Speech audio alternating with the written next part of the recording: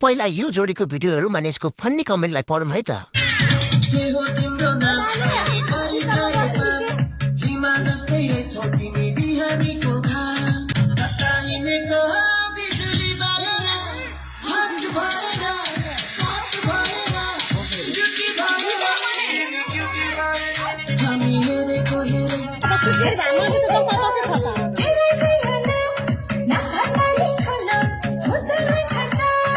सुरु गरौँ बरु हामी सिङ्गलवाला चाहिँ हेरेको हेरे यो मान्छे जति खुसी त को होला है